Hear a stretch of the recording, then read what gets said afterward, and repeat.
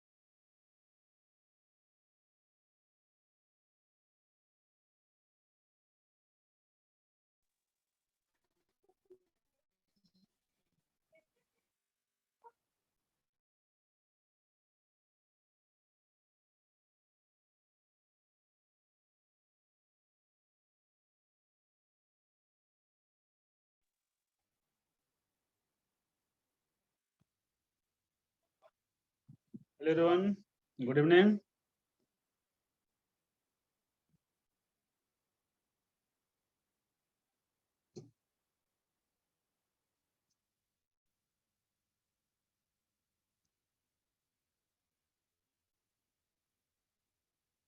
क्या board clear है?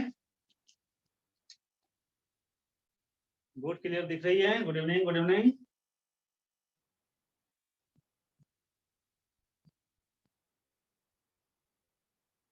हाँ भाई, ओके.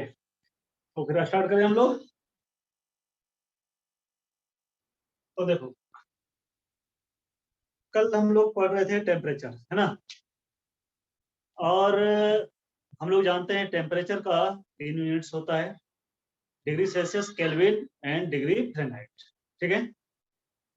तो हमने इन तीनों के बीच रिलेशन देखा था इन थर्मामीटर से, है ना. आज हम लोग ये देखेंगे कि हम लोग कैसे चेंज करेंगे जो है केल्विन को डिग्री सेल्सियस में, डिग्री सेल्सियस को केल्विन फ़ारेनहाइट में, फ़ारेनहाइट को डिग्री सेल्सियस में और डिग्री सेल्सियस को फिर केल्विन में, है ना. तो कल जो है शायद इनकम्प्लीट रह गया था, है ना, ड्यू टू नेटवर्क प्रॉब्लम. तो आज हम लोग इसको कंप्लीट कर देते हैं पहले. तो हमने 3 थर्मामीटर जो है ड्रॉ किया था और थर्मामीटर के थ्रू हमने जो है आपको बताया था कि तीनों में क्या रिलेशन. ठीक है, 1 2 और ये 3 था. ठीक है ना.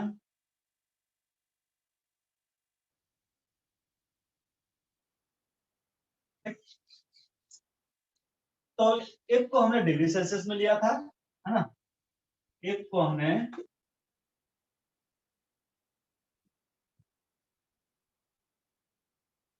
हमने डिग्री सेल्सियस में लिया था.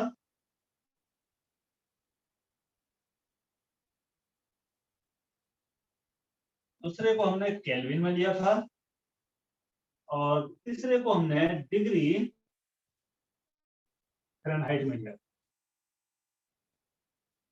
Degree Fahrenheit. ठीक है, degree Celsius, kelvin, degree Fahrenheit. और मैंने कहा था कि अगर 0 डिग्री सेल्सियस अगर होता है तो केल्विन में कितना हो जाएगा, 273 केल्विन हो जाएगा और डिग्री फ़ारेनहाइट में कितना हो जाएगा, 32 डिग्री फ़ारेनहाइट. तो जिसने कल नहीं लिख पाया था या कल का क्लास मिस हुआ था, है ना, वो नोट कर लो. और ये 0 डिग्री सेल्सियस क्या होता है, तो ये होता है फ्रीजिंग पॉइंट ऑफ वाटर. ठीक है, क्योंकि ये वैल्यू हमें याद रखना होता है. वाटर का फ्रीजिंग पॉइंट क्या होता है, वाटर का बॉइलिंग पॉइंट क्या होता है, रूम टेम्परेचर क्या होता है ना, ये हमेशा आपको याद रखना. नेक्स्ट आता है 25 डिग्री सेल्सियस.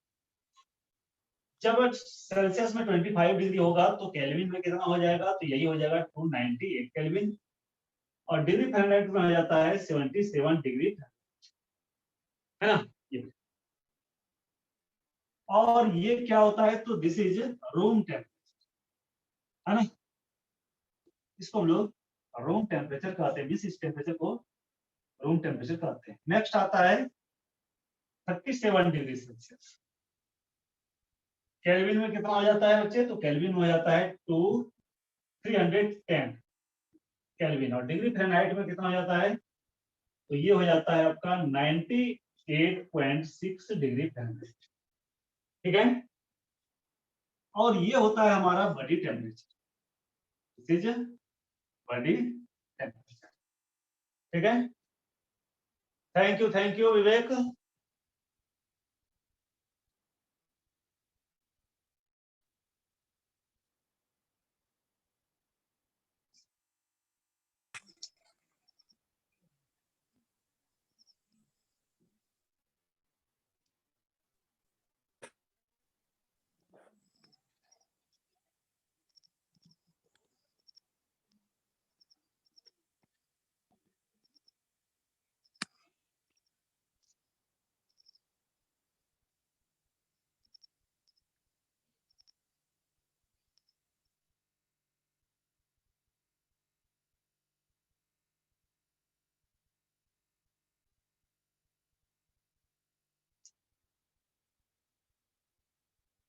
ओके, चलो.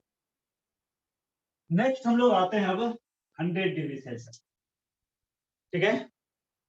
100 डिग्री सेल्सियस होगा तो केल्विन में कितने हो जाएगा, 373 केल्विन हो जाएगा, और डिग्री फ़ारेनहाइट में कितने हो जाता है, तो 212 डिग्री, है ना ये।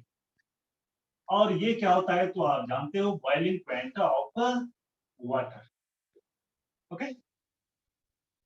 तो ये आप नोट कर लेना।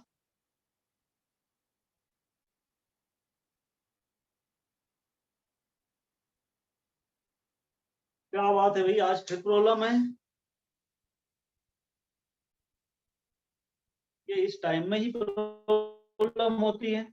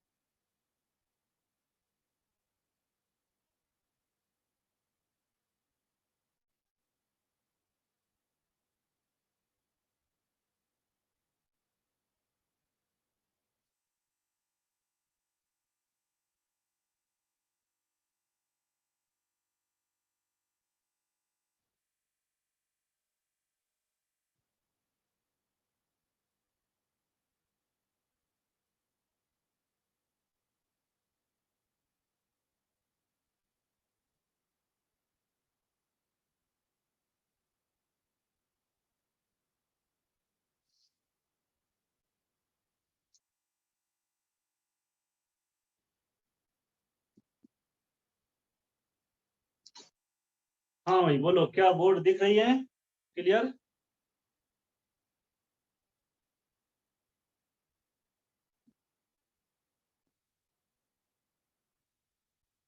Okay okay.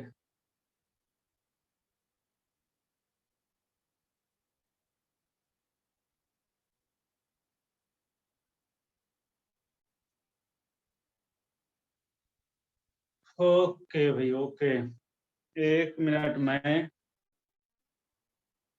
थोड़ा सा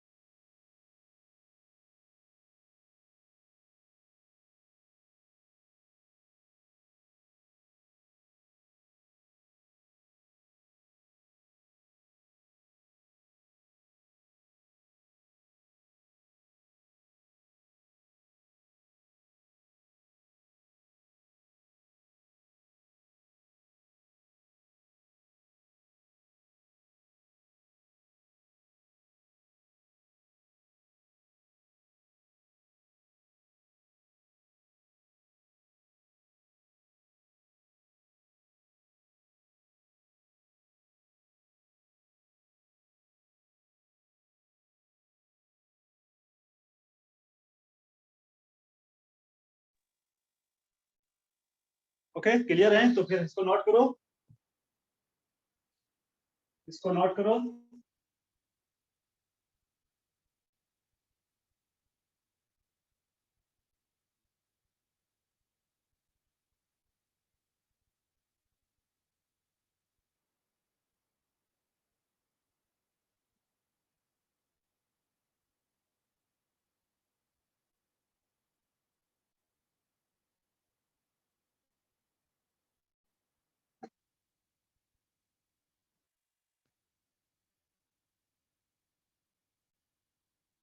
ओके एक मिनट।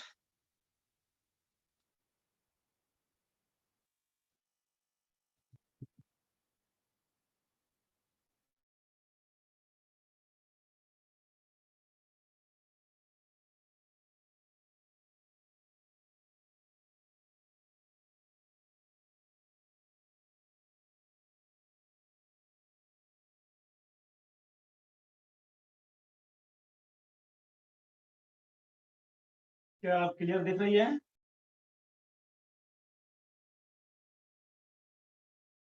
क्या आप क्लियर दिख रही है? ओके ओके,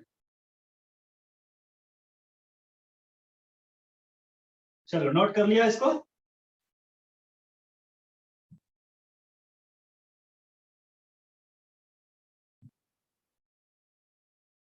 ठीक, तो मैं इसको हटा दे रहा हूं।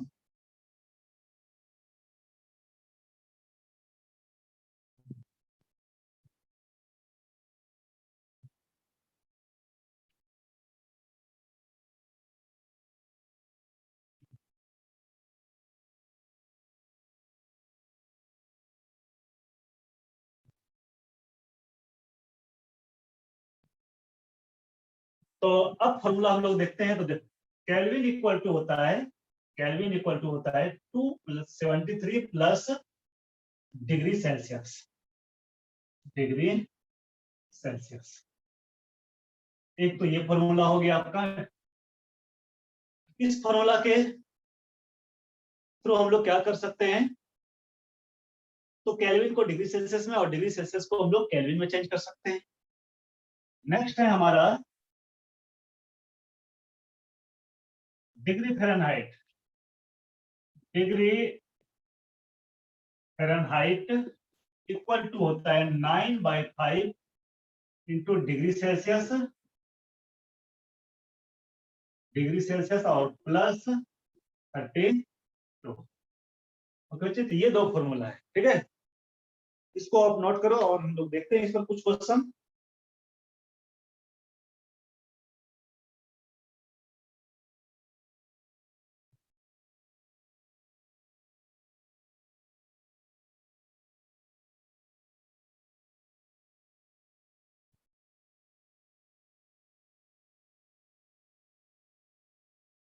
हो गया, तो चलो first question, 150 degree Celsius equal to what kelvin. Second, 300 kelvin equal to what degree Celsius. 3, 100 kelvin equal to what degree Celsius. 4, 50 degree Celsius equal to what degree Fahrenheit. 5, 100 degree Fahrenheit equal to what kelvin. 6, 300 kelvin equal to what degree Fahrenheit. और 7, 100 degree Fahrenheit equal to what kelvin. Okay, तो ये सारे questions हम लोग को solve करने हैं। आप पहले इन क्वेश्चंस को नोट करो।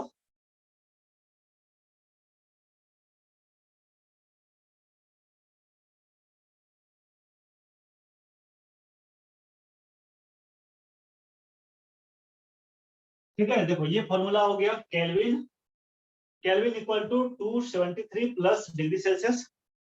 मीन्स कि आपको केल्विन से डिग्री सेल्सियस में और डिग्री सेल्सियस से केल्विन में आपको चेंज करना है, तो आप ये वाला फॉर्मूला का यूज करोगे।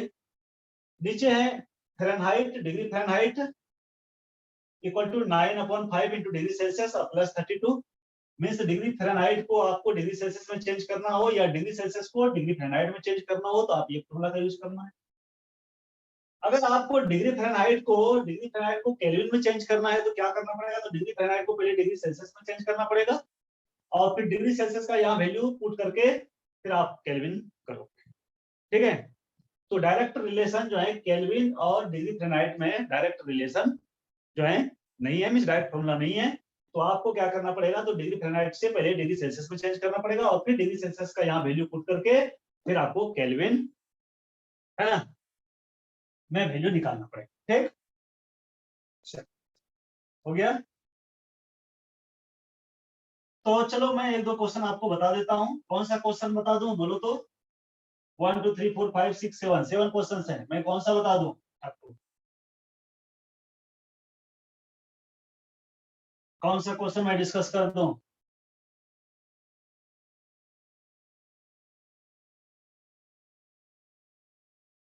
फाइव और सिक्स, ओके, 5 और 6 करना है ना। अच्छा, ये 7 वाला तो क्वेश्चन मैंने रिपीट कर दिया, ठीक है, ये नहीं ना।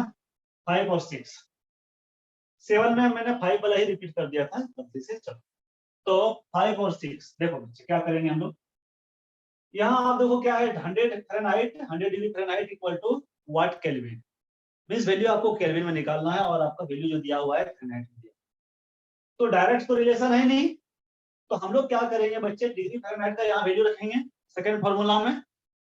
जब डिग्री फ़ारेनहाइट का हम लोग वैल्यू रखेंगे तो हमें डिग्री सेल्सियस यहाँ से मिलेगा ना, डिग्री सेल्सियस। और डिग्री सेल्सियस जब मिल जाएगा तो ये डिग्री सेल्सियस का वैल्यू यहाँ रखोगे तो आपको केल्विन मिल जाएगा ना। बात समझ में आई? देखो क्या करना है आपको। तो चलो मैं ये वाला फॉर्मूला को हटा देगा ना, ये वाला फॉर्मूला को मैंने हटा दिया। तो 100 degree Fahrenheit equal to what kelvin, तो हम लोग क्या करते हैं, इस पर रखते हैं 100 डिग्री फ़ारेनहाइट इक्वल टू क्या है, तो 9/5 into degree Celsius. Degree Celsius short में मैंने लिखा डी और सी, और प्लस 32, ये हो गया 100। और ये प्लस इधर करोगे तो माइनस आ जाएगा, ठीक है। तो इधर ले आया मैंने 32 को, तो -32 हो गया। 100 - 32 equal to 9/5 into degree Celsius, ये हो गया। अब देखो तो डिग्री सेल्सियस इक्वल टू क्या हो जाएगा, तो ये हो जाएगा आपका बच्चे 68 100 - 32 68 equal to 9/5 into degree Celsius. तो डिग्री सेल्सियस इक्वल टू क्या हो जाएगा, इसको मल्टीप्लाई कर दो 68 इंटू 5/9, ये हो गया। अब एक बार चेक कर लो कैलकुलेशन। अब इसको कैलकुलेशन करेंगे तो कितना आ जाएगा, 340/9। मैं यही ना देता हूं, है ना। तो डिग्री सेल्सियस का जो वैल्यू आया वो 340/9 आया, ठीक है। आप इसको कर लेना, ठीक है। चलो, अब हमने डिग्री सेल्सियस में निकाला, बट हमें निकालना है किसमें, केल्विन में। तो देखो बच्चे हमें क्या करना है, तो अब मैं इस फॉर्मूला को भी हटा दे रहा हूं, ठीक है। आपने लिख ही लिया फॉर्मूला, तो मैंने इसको हटा दिया, ओके। अब हम लोग फर्स्ट फॉर्मूला का यूज करेंगे। तो kelvin equal to 273 plus degree Celsius, ये फॉर्मूला होता है। तो 273 हो गया बच्चे, और डिग्री सेल्सियस में कितना हमने किया, 340/9, 340/9। तो आप इसको कर लेना कैलकुलेशन आप ही को करना है, ठीक है। तो कैलकुलेशन करना, जो भी वैल्यू आएगा वही आंसर होगा, ठीक है। कैलकुलेशन कर लोगे ना, कैलकुलेशन तो कर लोगे ना भाई, ओके।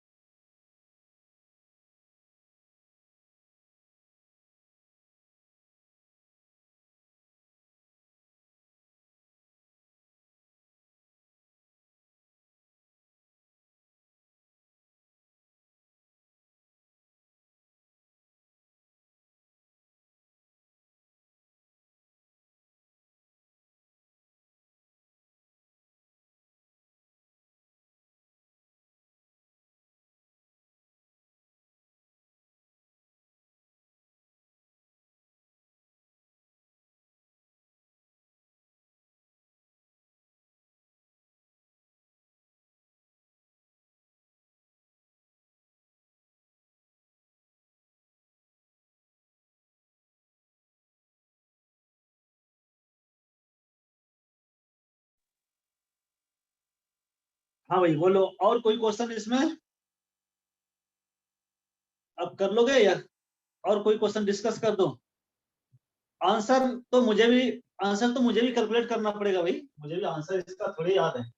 अरे इसमें क्या आंसर बताना है ना, मोदक, इसमें क्या आंसर बताना है इसमें। देख लो आप, मुझे भी कैलकुलेशन करना पड़ेगा भाई, मैं भी कैलकुलेशन करूंगा। देखो मैं आपके सामने मोबाइल से मैं कैलकुलेशन कर रहा हूँ, है ना।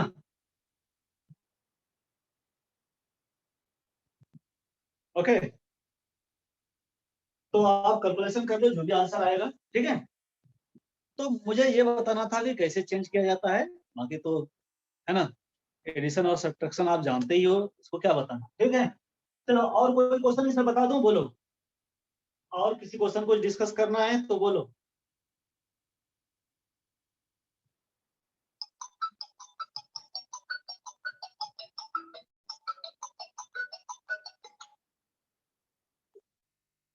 हाँ बोलो, और कोई क्वेश्चन डिस्कस करना है।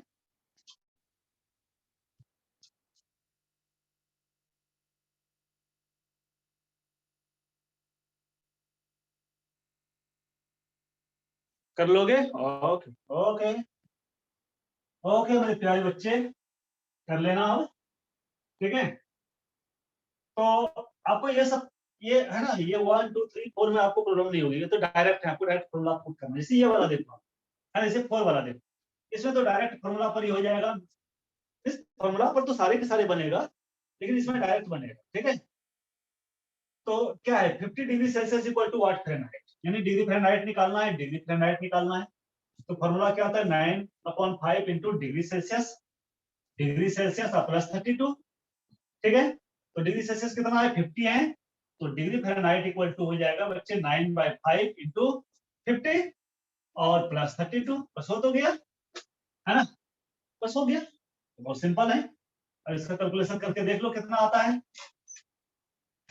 अब कर लेना, आगे हम लोग बढ़ते हैं। और आगे हमारा जो है, तो हमने लास्ट क्लास में मीन्स फर्स्ट क्लास में लेंथ पढ़ा, है ना, लेंथ मीन्स के इंटर कन्वर्जन ऑफ लेंथ।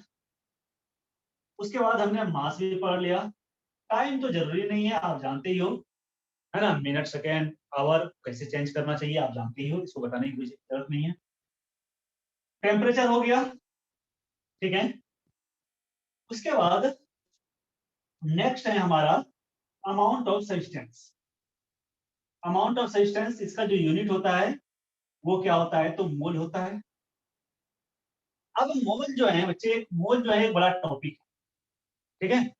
मोल एक बड़ा टॉपिक है, सब बेसिक कॉन्सेप्ट ऑफ केमिस्ट्री में ही है। लेकिन आप अगर नीट और जेई की बात करो तो ये अलग एक चैप्टर ही है ना, मोल कॉन्सेप्ट एक चैप्टर ही है। आप किसी भी कॉम्पिटिटिव एग्जाम का जो है, इस नीट का या जेई का, है ना, आप बुक देखोगे तो स्पेशल बुक आती है नीट और जेई के लिए, तो उसमें आपको ये एक चैप्टर ही मिलेगा, मोल ऑफ कॉन्सेप्ट। लेकिन जो है आपका 11th में क्या किया है, तो सब बेसिक कॉन्सेप्ट ऑफ केमिस्ट्री में ही जो है इसको जो है इंक्लूड किया है, ठीक है, मिस रखा है, ठीक है। तो ये टॉपिक है और बड़ा टॉपिक है, इसको हम लोग बहुत जो है डिटेल में स्टडी करेंगे, लेकिन अभी नहीं करेंगे क्योंकि अभी हमें समझ में नहीं आएगी, है ना। अभी हमें मोल कॉन्सेप्ट के, मोल कॉन्सेप्ट में थ्योरी है ही नहीं, है ना, मोल कॉन्सेप्ट में थ्योरी है ही नहीं, ठीक, बिल्कुल न्यूमेरिकल्स है।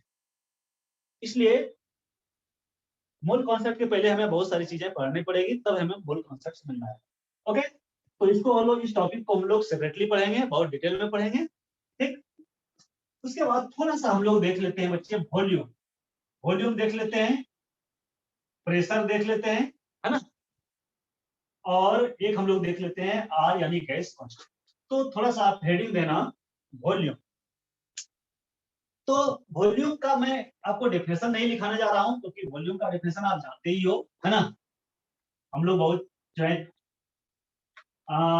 छोटे से ही वॉल्यूम, एरिया ये सब पढ़ते आ रहे हैं, तो वो बताना जरूरी नहीं है। तो वॉल्यूम, है ना, क्या होता है, तो L into b into h, ये आप जानते ही हो, ठीक। अब हम लोग को इसका डिफरेंट यूनिट्स देखना है, क्यों, क्योंकि जब हम लोग न्यूमेरिकल्स करेंगे तो हमें इसका डिफरेंट यूनिट्स की जरूरत पड़ेगी। जैसे मैंने कहा कि लेंथ के आपके बहुत सारी यूनिट्स की जरूरत पड़ेगी, मास के बहुत सारे यूनिट्स की आपको जरूरत पड़ेगी, टेम्परेचर का भी 3 हो गया स्केल्स, है ना, आपको कोई भी जरूरत पड़ सकती है। और ऐसा यूनिट केल्विन होता है, तो उसको आपको चेंज करना पड़ेगा कई बार। तो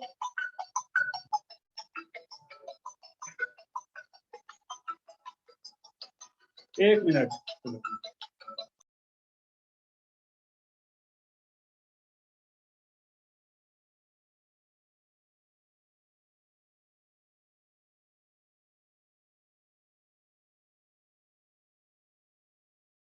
ठीक है, चलो। तो वॉल्यूम जो है, तो वॉल्यूम जो है इसका जो एसआई यूनिट होता है वो भी आप जानते हो। इसका एसआई यूनिट क्या होता है, तो मीटर क्यूब होता है ना। Its SI unit is metre cube, है ना, मीटर क्यूब होता है। अब 1 मीटर क्यूब इक्वल टू होता है कितना, तो 1 मीटर क्यूब इक्वल टू होता है 10 टू द पावर 3 लीटर, है ना। 1 metre cube equal to 10 to the power 3 litre. 10 to power 3 litres कहो तो 1000 लीटर, मैंने आपको कल ही बताया था, है ना। और इसको डेकामीटर क्यूब में चेंज करोगे तो लीटर और डेकामीटर क्यूब वो सेम होता है, डेकामीटर क्यूब। ठीक है, अगर आपको कोई कंफ्यूजन है तो मैं यहाँ लिख देता हूँ डेकामीटर क्यूब, है ना, डेकामीटर क्यूब। ठीक है, तो वो मीन्स की 10 to power 3 litre equal to 10 to power 3 decametre cube हो रहा है। इसका मीनिंग है कि 1 लीटर इक्वल टू क्या हो जाएगा, 1 डेकामीटर क्यूब, है ना। ये दोनों का जो वैल्यू होता है वो इक्वल होता है, लीटर का और डेकामीटर। आगे बढ़ते हैं। 1 मीटर क्यूब इक्वल टू होता है 10 टू पावर 6 सेंटीमीटर क्यूब, है ना। 1 metre cube equal to 10 to power 6 centimetre cube. अब कहोगे सर कैसे होगा, तो देखो आप ये तो जानते हो कि 1 मीटर इक्वल टू होता है 10 टू पावर 2 सेंटीमीटर, ये होता है ना, दिस 100 सेंटीमीटर। तो अगर आप इससे इधर मीटर क्यूब करोगे तो इधर भी क्या करोगे, 10 टू पावर 2 पर पावर, है ना, 3 कर दोगे, है ना। तो क्या हो जाएगा, तो 1 मीटर क्यूब इक्वल टू हो जाएगा 10 to power 6, 10 to power 6 metre cube, है ना। तो ये याद रखना आप। तो 1 metre cube equal to 10 to the power 6 centimetre cube.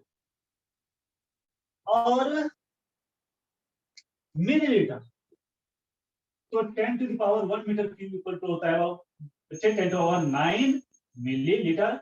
और मिलीलीटर 1 मिलीलीटर इक्वल टू होता है 1 सीसी, याद रखना 1 मिलीलीटर इक्वल टू 1 सीसी, यानी मिलीलीटर और सीसी ये दोनों का जो है जो मैथमेटिकल वैल्यू यानी सेम होता है। ठीक है, तो कहीं आप देखोगे कहीं एमएल, क्योंकि ज्यादा एमएल का यूज करता है, लेकिन कभी कभी आप देखोगे सीसी का भी यूज करता है। यहाँ कंफ्यूजन होता है कि 1 सीसी इक्वल टू क्या हो, है ना। तो मिलीलीटर और सीसी मैं ब्रैकेट में यहाँ लिख देता हूँ, ठीक।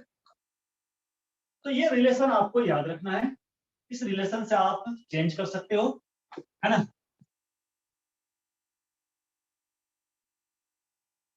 जैसे मैं अगर कहूं कि भाई आप बताओ कि 1 centimetre cube equal to what litre, 1 centimetre cube equal to कितना लीटर।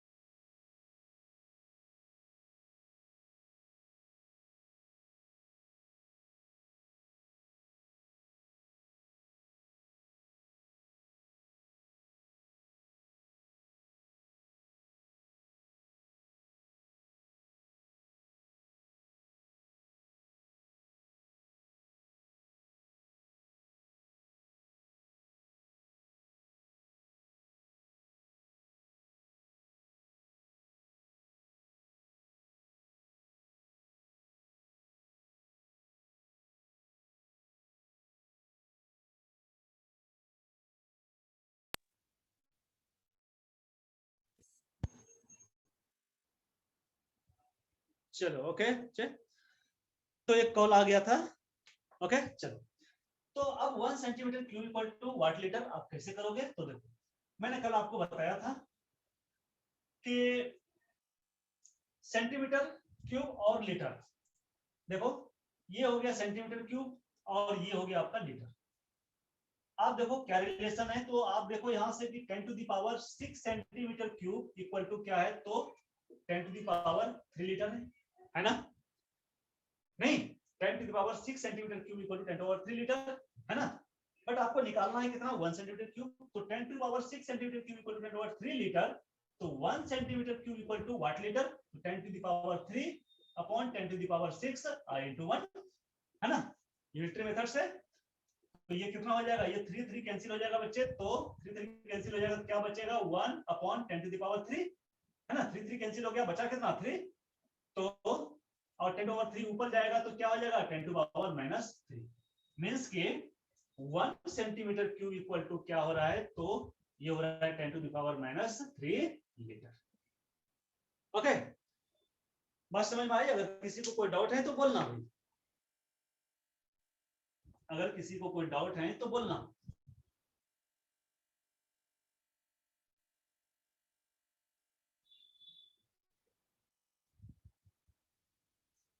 आ गया समझ में? ओके ओके,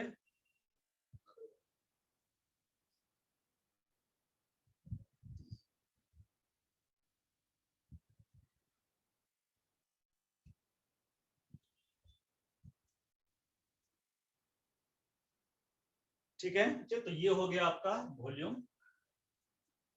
नेक्स्ट हम लोग बढ़ते हैं, मिस नेक्स्ट टॉपिक वो है हमारा प्रेशर, है ना? और प्रेशर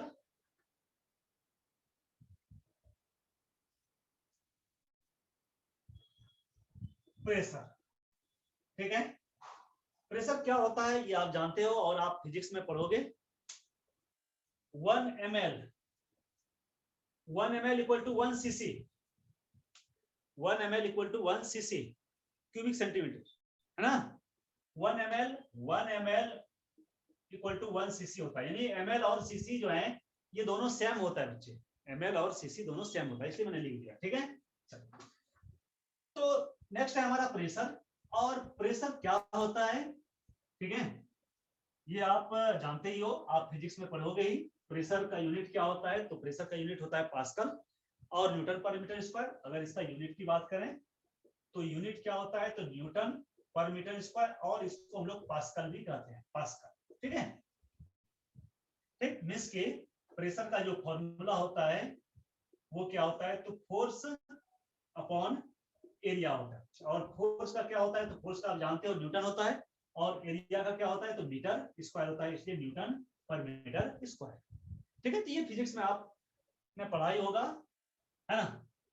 तो हमें ये नहीं बताना है, हमें बताना है इसका, है ना, जो है अलग अलग यूनिट्स में इसका अलग अलग न्यूमेरिकल वैल्यू, ठीक, जो आपको याद रखना है।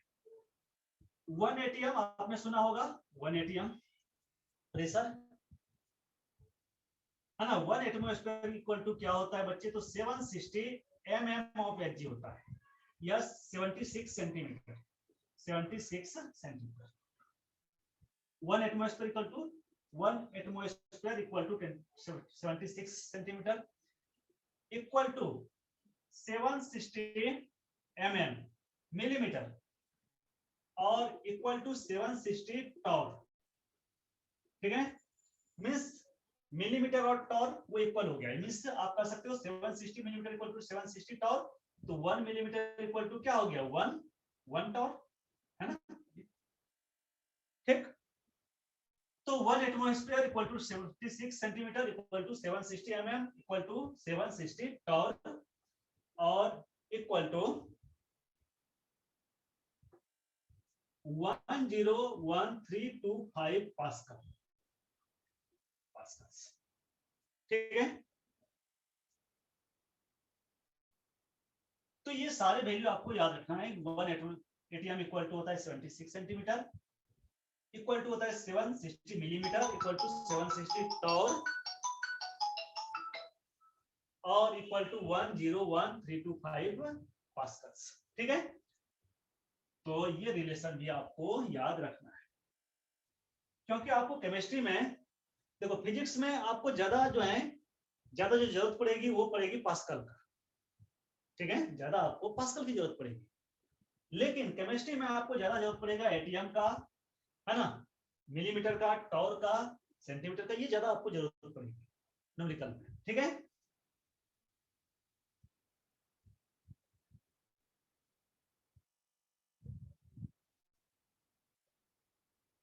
आप इसको चेंज भी कर सकते हो, मैंने आपको बता दिया चेंज कैसे करना है। अगर आपसे पूछेंगे भाई आप बताओ 1 सेंटीमीटर इक्वल टू कितना मिलीमीटर होगा, तो आप कर सकते हो चेंज, है ना।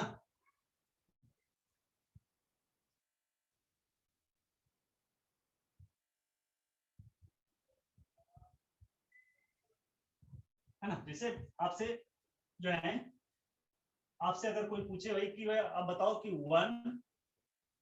1 millimetre equal to 1 millimetre equal to what pascal, कितना पास्कल होगा, है ना। 1 मिलीमीटर इक्वल टू कितना पास्कल होगा, तो देखो आप कि 760 मिलीमीटर इक्वल टू कितना पास्कल है, 101325 पास्कल नहीं, मींस कि 760 mm इक्वल टू क्या है, अच्छा mm ऑफ Hg हम लोग लिखते हैं, mm ऑफ Hg मरकरी, है ना, क्योंकि मरकरी की हेल्प से हम लोग, है ना, जो है प्रेशर मेजर करते हैं, तो आप यहाँ मरकरी भी लिख सकते हो, 760 mm ऑफ Hg और 76 mm सेंटीमीटर ऑफ Hg, है ना, मरकरी। ठीक, तो 760 mm equal to 760 mm equal to कितना पास्कल है भाई, तो 101325 कितना पास्कल है ना। तो 760 mm इक्वल टू इतना पास्कल हो गया, तो 1 mm इक्वल टू कितना पास्कल हो जाएगा, तो 101325 और अपॉन 760 इंटू क्या हो जाएगा 1, तो इंटू 1 लिखो या ना लिखो कोई अंतर नहीं पड़ता है, चलो हमने लिख दिया।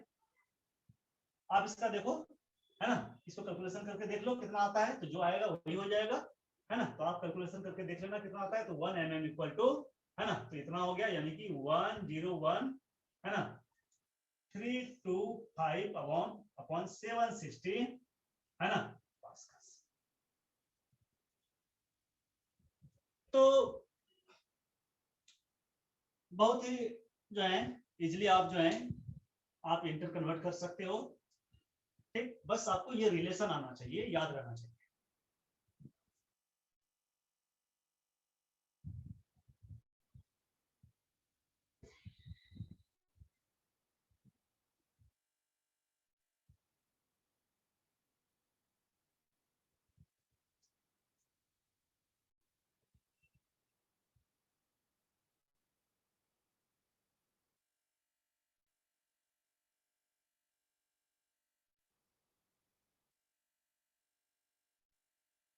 हो गया,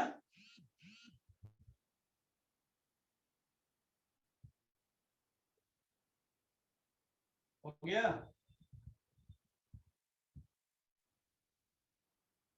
चलो, तो प्रेशर हो गया, वॉल्यूम हो गया, एक और हम लोग देखेंगे और वो है गैस कांस्टेंट आर, आर का वैल्यू। तो नेक्स्ट हेडिंग देना gas constant, gas constant, gas constant को हम लोग आर से डिनोट करते हैं बच्चे, है ना, गैस कांस्टेंट को हम लोग आर से डिनोट करते हैं। ये आर क्या होता है ना, अभी हम लोग डिटेल में नहीं जाना चाहते हैं, क्यों, इसलिए कि ये गैस कांस्टेंट जो है हमें गैसेस स्टेट में पढ़ना है। गैसेस स्टेट आप जानते हो चैप्टर है, उसमें हमें बहुत डिटेल में पढ़ना है कि ये आर जो है यानी गैस कांस्टेंट क्या होता है। ठीक है, अभी हम लोग सिर्फ इसका वैल्यू देखना है, क्यों, क्योंकि हमें वैल्यू की जरूरत पड़ेगी, है ना। हम लोग जब मूल कॉन्सेप्ट का प्रॉब्लम सॉल्व करेंगे या जो है कॉन्सेंट्रेशन टर्म का जो प्रॉब्लम सॉल्व करेंगे, तो वहां हमें आर की जरूरत पड़ सकती है। इसलिए आर की जरूरत मींस कि आर के जो है जो वैल्यूज हैं उसकी जरूरत हमें पड़ेगी। ठीक है, क्योंकि कांस्टेंट है और कांस्टेंट उसका वैल्यू होता है, इसलिए हम लोग यहाँ सिर्फ और सिर्फ इसका जो है वैल्यू देखेंगे कि इसका वैल्यू कितना होता है। तो अलग अलग यूनिट में इसका वैल्यू अलग अलग होता है। ये कहाँ से आता है तो मैं थोड़ा सा आपको बता दूं, है ना, अगर आपको समझ में आती है ठीक है, नहीं तो नो प्रॉब्लम। एक फॉर्मूला होता है पीवी इक्वल टू एनआरटी, है ना, ये फॉर्मूला शायद आपने सुना हो, है ना। ये फॉर्मूला होता है गैस के लिए, आइडियल गैस के लिए। ठीक है, आइडियल गैस का फॉर्मूला क्या होता है कि पीवी इक्वल टू एनआरटी। अब पी क्या होता है, तो पी होता है प्रेशर, वी क्या होता है वॉल्यूम, एन, एन होता है नंबर ऑफ मोल, है ना, यानी कि पी यहाँ जो है बच्चे एक प्रेशर हो जाता है, V क्या होता है तो ये वॉल्यूम होता है, N जो है ये नंबर ऑफ मोल होता है ना, नंबर ऑफ मोल, R यही है आपका गैस कांस्टेंट, गैस कांस्टेंट, और T जो है बच्चे ये क्या होता है तो this is the temperature, is the temperature. तो pressure, volume, number of mole, gas constant and temperature, means कि अगर आप R के लिए लिखो तो R इक्वल टू क्या हो जाएगा तो PV अपॉन NT, ये फॉर्मूला होता है R का। चलो हमें वैल्यू देखना है इसका अलग अलग यूनिट में, पहले इसको आप नोट कर लो।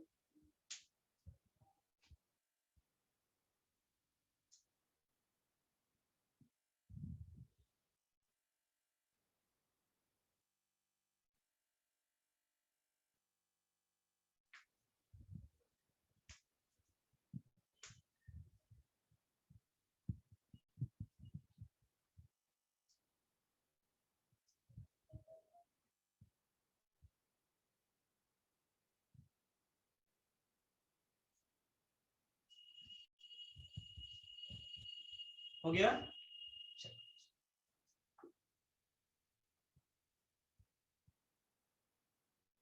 तो हो गया ना।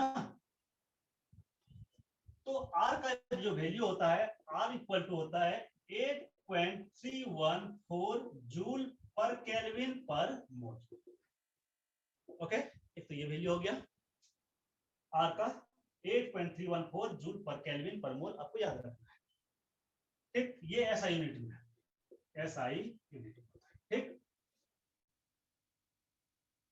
दूसरा R का वैल्यू होता है 8.314 इंटू 10 टू द पावर 7, आप जानते अर्ग, अर्ग्स पर केल्विन पर मोल, ठीक है। आप इतना तो जानते ही होंगे कि 1 जूल इक्वल टू कितना होता है 10 टू द पावर 7 अर्ग्स होता है, आप ये तो जानते होंगे, है ना। तो हमने यहाँ जूल को चेंज कर दिया किसमें, अर्ग्स में, इसलिए 10 टू पावर 7 से मल्टीप्लाई कर दिया, ठीक।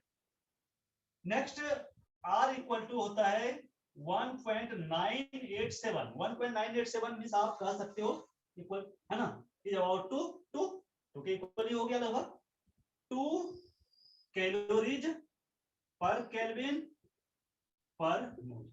ये कैसा है तो आप जानते हो कि 1 कैलोरी इक्वल टू होता है बच्चे 4.18 जूल, तो 1 कैलोरी इक्वल टू 4.18 जूल, तो आप देख लो, है ना, K2 कैलोरी इक्वल टू कितना आएगा, ठीक है। तो ये वाला आपको शायद पता ही होगा, 1 कैलोरी इक्वल टू 4.18 जूल, ठीक। तो एक ये याद रखना है, तो एक तो आपका ये हो गया R का, दूसरा हो गया ये आपका वैल्यू याद रखना है, तीसरा ये वैल्यू याद रखना है, और एक और वैल्यू याद रखना है R का, और वो है लीटर एटमॉस्फेयर में 0.0821 litre atmosphere per kelvin per मोल, ठीक है।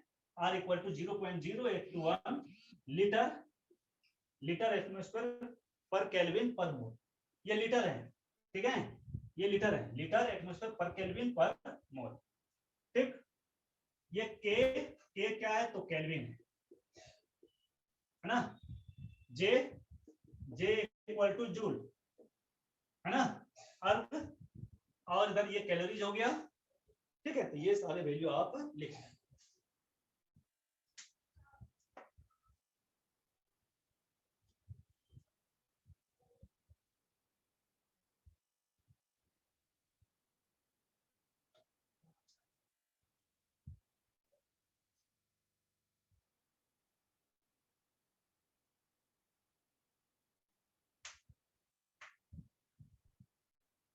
हो गया,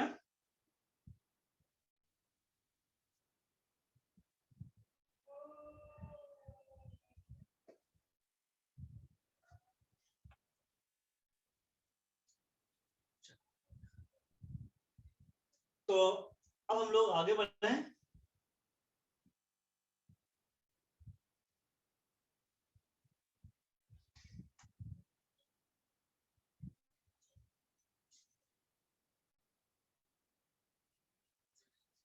ये तो मैं नहीं बता सकता, फिजिकल क्लास होगी। क्यों फिजिकल क्लास? क्या नोटिफिकेशन कुछ आया क्या भाई?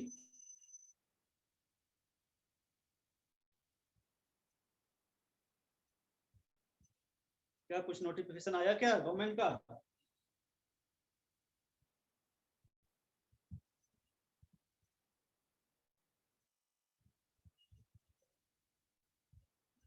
Okay okay.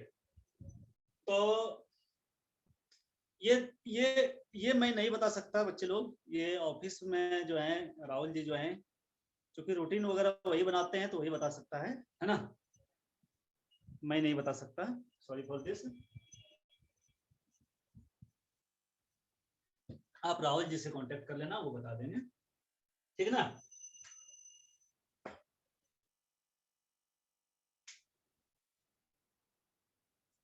चलो आगे बढ़े। यहाँ तक किसी को कोई डाउट? हाँ भाई, यहाँ तक किसी को कोई डाउट है तो बोलो। ओके चलो, अब हम लोग चलते हैं नेक्स्ट टॉपिक जो है हमारा बच्चे, वो है मेटर। और आप मेटर जो है क्लास 8 से ही पढ़ते आ रहे हो, बट सिलेबस में है तो हमें थोड़ा सा डिस्कस तो करना ही पड़ेगा, है ना, इसलिए मैं डिस्कस कर रहा हूं। तो अब हेडिंग देना मेटर। और मेटर जो है, मेटर क्या होता है, इसका डेफिनेशन लिखना उतना इंपॉर्टेंट तो नहीं है, आप जानते ही हो। चलो मैं थोड़ा सा लिख देता हूं, है ना। Anything anything which consist mass and occupies space is known as matter। तो वो सारा चीज जो जो जगह को छिपता हो, मीन्स जो स्पेस को ऑक्युपाई करता हो, जिसके पास मास हो, है ना, मीन्स आपके आसपास में जितने भी चीजें हैं, ठीक है, तो सारी चीज मैटर हैं। अब मैटर का क्लासिफिकेशन के अंदर को हम लोग दो तरह से क्लासिफाई करते हैं। एक तो फिजिकल क्लासिफिकेशन हो गया, फिजिकल क्लासिफिकेशन, और दूसरा जो हो गया कि वो हो गया chemical classification. Chemical classification, chemical classification, physical classification और केमिकल क्लासिफिकेशन। फिजिकल क्लासिफिकेशन में जो है, जब मेटर जो है is classified into 3 categories mainly. और वो कहा क्या, तो आपको समझ में आ गई होगी क्या क्या है, तो सॉलिड, लिक्विड और गैस।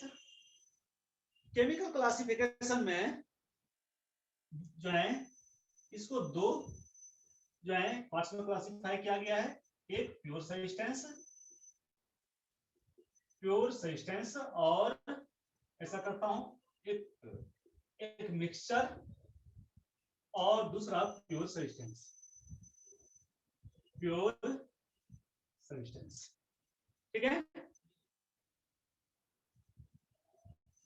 अब mixture, it is also classified into 2 categories. One is homogeneous mixture, homogeneous mixture, और next one is heterogeneous, heterogeneous mixture। ठीक, तो पहले इसको नोट कर लो आप।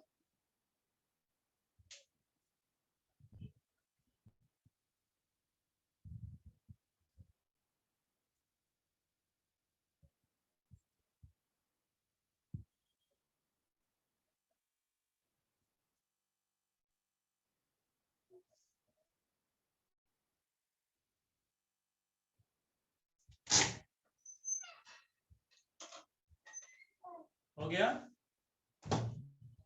तो फिजिकल क्लासिफिकेशन में सॉलिड, लिक्विड और गैस। केमिकल क्लासिफिकेशन में प्योर सब्सटेंस, मिक्सचर, फिर mixture is classified into 2 categories, homogeneous mixture और हेटेरोजेनियस मिक्सचर।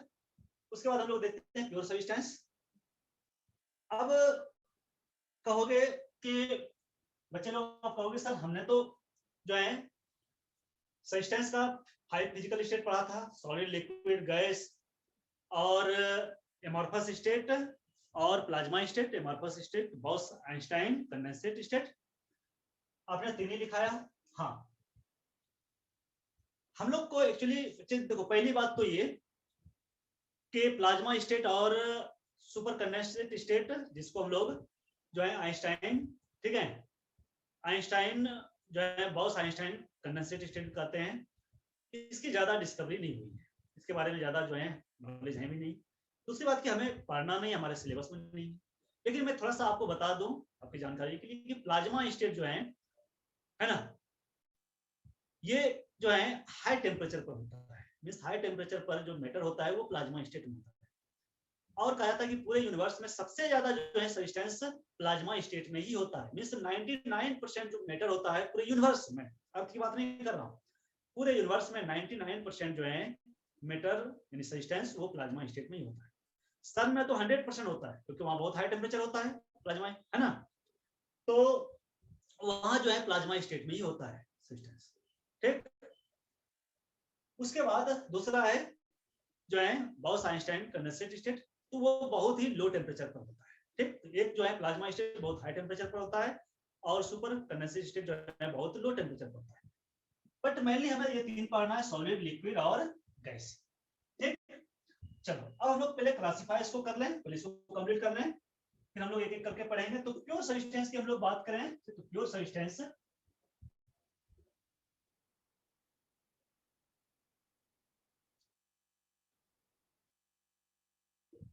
प्योर सब्सटेंस को फर्दर जो है दो पार्ट्स में जो है क्लासिफाई किया गया है। कौन कौन सा? तो एलिमेंट और दूसरा कंपाउंड। एलिमेंट और कंपाउंड। और आप जानते हो कि there are 3 types of elements. Element जो है 3 टाइप का होता है। कौन कौन सा?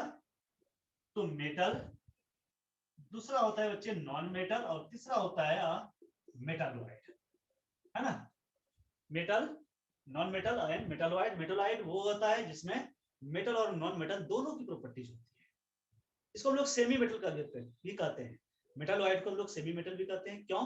सेमी मींस होता है half, half means half metal का प्रॉपर्टीज और हाफ नॉन मेटल का प्रॉपर्टीज। ठीक, बात कंपाउंड की करें तो ये भी दो टाइप का होता है बच्चे। एक होता है ऑर्गेनिक कंपाउंड, ऑर्गेनिक कंपाउंड, और दूसरा होता है इनऑर्गेनिक, इनऑर्गेनिक कंपाउंड। तो ऑर्गेनिक कंपाउंड किसको हम लोग कहते हैं? जिसमें कार्बन होता है ना। तो जितने भी कार्बन का कंपाउंड्स होता है सबको हम लोग ऑर्गेनिक कंपाउंड्स कहते हैं। कुछ एक्सेप्शन है वो तो हम लोग बाद में देखेंगे। तो और इनऑर्गेनिक कंपाउंड जिसमें कार्बन नहीं होता है उसको हम लोग इनऑर्गेनिक कंपाउंड कहेंगे। ठीक, नोट करो इसको।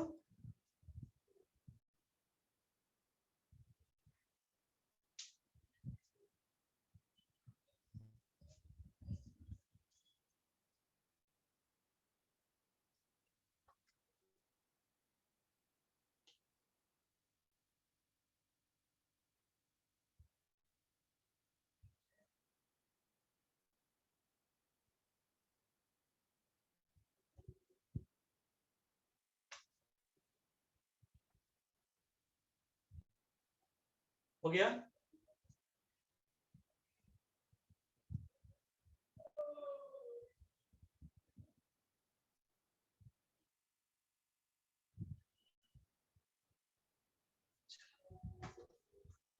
तो थोड़ा सा पहले हम लोग फिजिकल क्लासिफिकेशन का स्टडी कर लेते हैं। मींस सॉलिड, लिक्विड और गैस।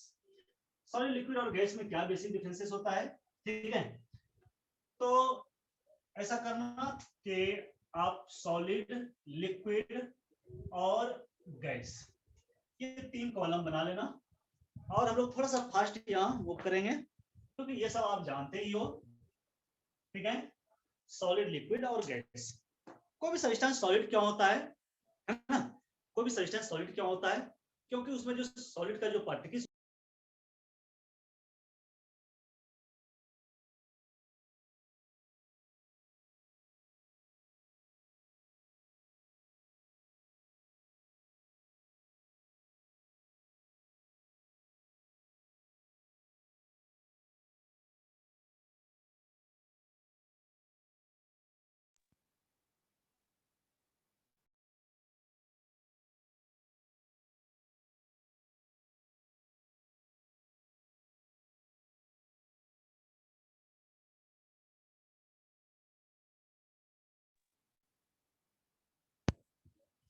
ओके, नहीं मैं म्यूट नहीं हूं एक्चुअली, वही जो है एक कॉल आ गया था इसीलिए। ठीक है, चलो आगे बढ़ते हैं। तो बच्चे मैं आपको ये बताना चाह रहा था कि सॉलिड, लिक्विड और गैस मींस कोई भी सॉल्यूशन सॉलिड क्यों होता है, लिक्विड क्यों होता है और गैस क्यों होता है। तो आप जानते हो कि सॉलिड में जो है जो कंस्टिट्यूएंट पार्टिकल होता है, कंस्टिट्यूएंट पार्टिकल मींस सॉलिड जिस पार्टिकल से बना होता है वो क्या होता है, बहुत ही जो है क्लोजली पैक होता है, मींस पार्टिकल पार्टिकल बहुत क्लोज होता है। लिक्विड में क्या होता है, पार्टिकल थोड़ा सा दूर होता है, और गैस में क्या होता है, पार्टिकल और भी दूर होता है ना। मींस कि सॉलिड में क्या होता है, तो पार्टिकल बहुत ही क्लोजली पैक्ड होता है, ठीक है। इसमें थोड़ा सा जो है पार्टिकल दूर होता है एक दूसरे से, है ना। और गैस में क्या होता है, तो पार्टिकल एक दूसरे से काफी, है ना, डिस्टेंस पर होता है। तो इसमें मींस की पार्टिकल जो है constituent particles, constituent particles are very closely packed, very closely packed, है ना। तो कंस्टिट्यूएंट पार्टिकल जो है इसमें बहुत ही क्लोजली पैक्ड होता है ना। इसमें क्या होता है, तो कंस्टिट्यूएंट पार्टिकल्स, constituents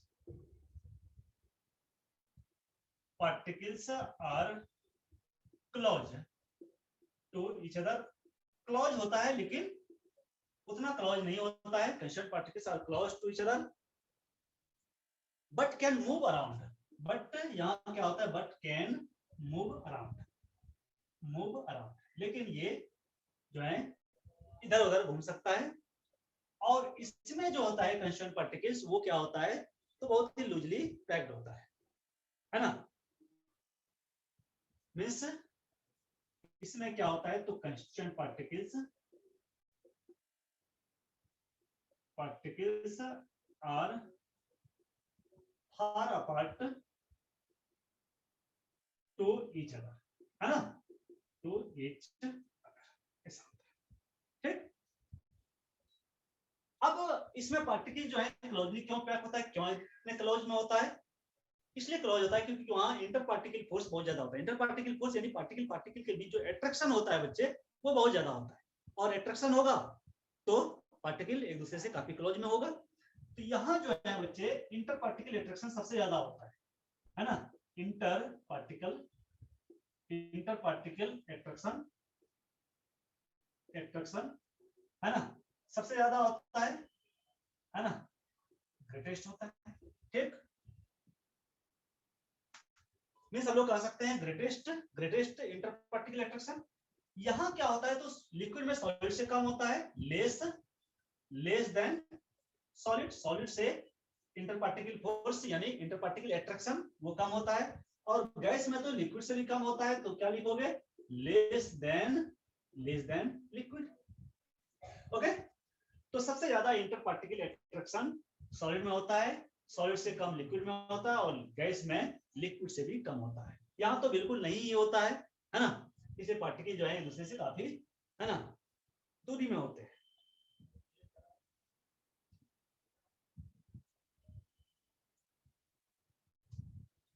अच्छा, इसका जो है डेफिनेट शेप और वॉल्यूम होता है, शेप एंड वॉल्यूम, ठीक है। और इसका वॉल्यूम डेफिनेट होता है, शेप तो नहीं होता है। इसमें क्या होता है, तो डेफिनेट वॉल्यूम, और इसमें ना तो वॉल्यूम डेफिनेट होता है और ना ही तो शेप होता है ना। No definite volume and shape, तो ना तो शेप और ना ही तो वॉल्यूम डेफिनेट होता है। चलो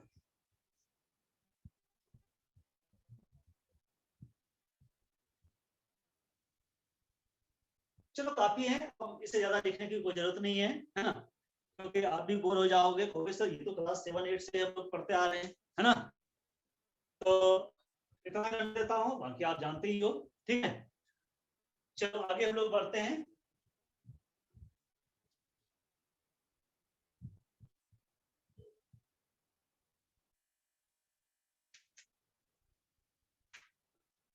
हो गया? हाँ भाई बोलो तो, हाँ ना बोलो कुछ तो, हो गया नहीं?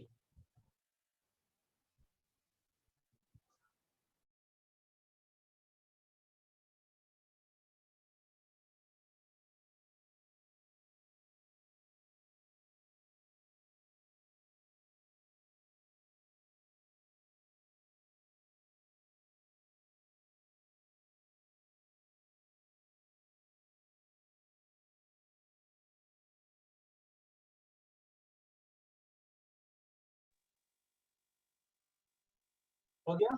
चलो आगे बढ़े हैं फिर। अब हम लोग चलते हैं थोड़ा केमिकल क्लासिफिकेशन, इसको हटा रहा हूं मैं।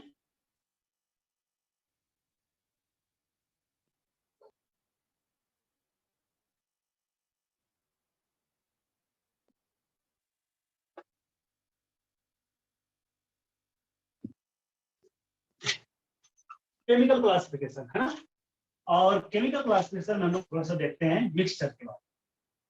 ठीक है, मिक्सचर, मिक्सचर क्या होता है तो ये भी आपको पता होगा, है ना, इसका आइडिया जरूर होगा आपको, आपने पढ़ा होगा। तो मिक्सचर क्या होता है, दो या दो से अधिक कंपोनेंट का बना होता है, और कंपोनेंट का जो रेशियो होता है वो फिक्स नहीं होता है किसी भी रेशियो में, नहीं, जैसे वाटर और शुगर, ठीक है, वाटर और शुगर का किसी भी रेशियो में आप जो है ना, किसी भी रेशियो में मिक्स कर दो, क्या बनाएगा, तो मिक्सचर बनाएगा। तो मिक्सचर जो होता है दो या दो से अधिक कंपोनेंट का बना होता है, और किसी भी रेशियो में बना जो है। तो मिक्सचर का आप डेफिनेशन जानते हो। अब ये मिक्सचर हमने कहा था कि मिक्सचर दो टाइप का होता है, एक होता है होमोजेनियस मिक्सचर, होमोजेनियस मिक्सचर, और दूसरा होता है बच्चे हेटेरोजेनियस मिक्सचर। चलो होमोजेनियस का मीनिंग हम लोग समझते हैं।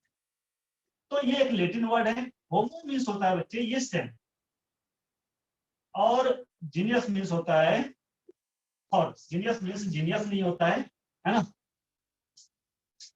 ये होता है फॉर्म्स, मीन्स सेम फॉर्म्स। अब सेम फॉर्म्स का मीनिंग क्या हुआ यहाँ, तो देखो, चलो आप क्या करो, तो आप थोड़ा सा सॉल्ट ले लो, सॉल्ट ले लो, चलो हमने सॉल्ट ले लिया, और आप क्या ले लो, तो आप वाटर ले लो। आप जानते हो कि सॉल्ट जो है वाटर में 100% जो है सोलबल होता है, इस पूरी तरह से डिकम्पोज हो जाता है। ये क्या बनाएगा, तो दोनों मिलकर बनाएगा मिक्सचर, ये मिक्सचर बनाएगा। किसी भी रेशियो में मिक्स करने से कोई फिक्स रेशियो की जरूरत नहीं होती है मिक्सचर में। अब ये किस टाइप का मिक्सचर बनाएगा, तो ये होमोजेनियस मिक्सचर बनाएगा। क्यों? क्योंकि देखो सॉल्ट जो है ये क्या है, तो बच्चे ये सॉलिड फॉर्म में है। वाटर किस फॉर्म में है, तो वाटर आप जानते हो लिक्विड फॉर्म में है। लेकिन जब दोनों मिक्सअप होगा तो यहाँ जो मिक्सचर बनेगा वो किस फॉर्म में होगा, तो लिक्विड फॉर्म में। तो देखो पहले दोनों जो है, मिक्सिंग के पहले दोनों अलग अलग फॉर्म में था, सॉलिड फॉर्म में था, लिक्विड फॉर्म में था, लेकिन मिक्स होने के बाद क्या होगा, सेम फॉर्म में आ गया, है ना। तो सेम फॉर्म में आ गया, तो इसी को हम लोग क्या कहेंगे, होमोजेनियस मिक्सचर, यानी कि मिक्सचर हो गया और किस टाइप का हो गया, तो होमोजेनियस मिक्सचर। बात समझ में आई? ठीक है,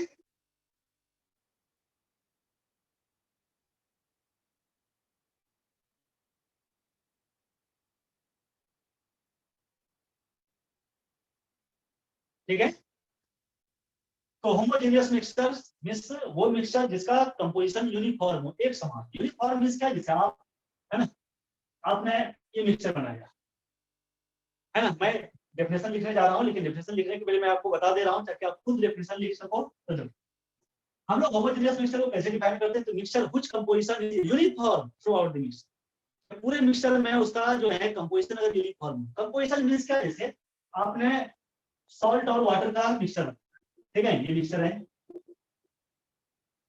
अब इस सॉल्ट और वाटर के मिक्सचर को आप किसी भी पॉइंट से थोड़ा सा आप यहाँ से अमाउंट रिमूव करो, कहीं से भी आप यहाँ से रिमूव करो, इस पार्ट से रिमूव करो, इस पार्ट से रिमूव करो, इस पार्ट से रिमूव करो, आपकी सारी फिजिकल क्वांटिटी है वो सेम होगा, मिस डेंसिटी सेम होगा, मेल्टिंग पॉइंट सेम होगा, बॉइलिंग पॉइंट सेम होगा, सारी फिजिकल क्वांटिटी सेम होगा। यहाँ मीन्स कि आप देखो टेस्ट क्या होगा, सेम होगा, होगा कि नहीं होगा टेस्ट। जो टेस्ट यहाँ होगा, वही टेस्ट यहाँ भी होगा, वही टेस्ट यहाँ भी होगा, वही यहाँ होगा। क्यों? क्योंकि आपका जो सॉल्ट है ये पूरे सॉल्यूशन में यूनिफॉर्मली डिस्ट्रीब्यूट हो चुका है, यूनिफॉर्मली। अगर यूनिफॉर्मली डिस्ट्रीब्यूट नहीं होता तो वो होमोजेनियस मिक्सचर नहीं होता, क्योंकि होमोजेनियस का नहीं हो गया सेम, है ना, हर जगह सेम क्वांटिटी में जो है आपका सॉल्ट मीन्स आपका सॉल्ट, हाँ आपका सॉल्ट जो है हम लोग सोल्यूट कहेंगे, ठीक है, वो आपका डिस्ट्रीब्यूट है, ठीक। इसलिए हम लोग इसका डेफिनेशन क्या लिखते हैं, तो लिखना a homogeneous mixture, mixture mixture whose composition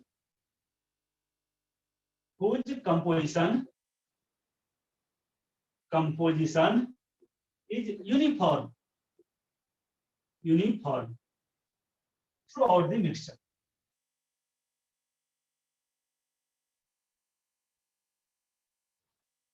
Throughout the mixture, ठीक है, is known as homogeneous mixture. तो होमोजेनियस का मीनिंग समझ गए?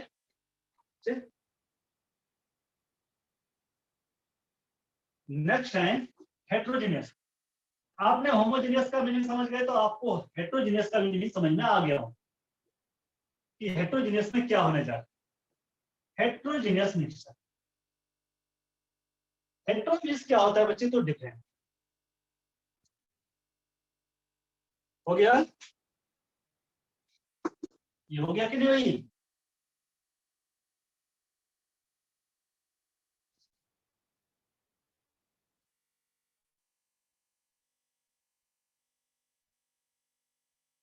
अरे बोलो तो, यस नो बोलो तो, हुआ कि नहीं?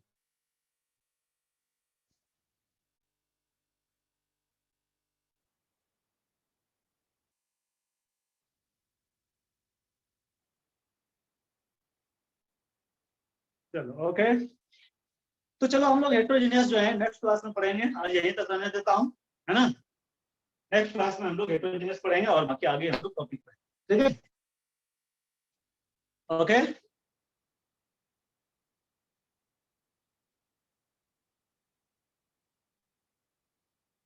हो गया ना?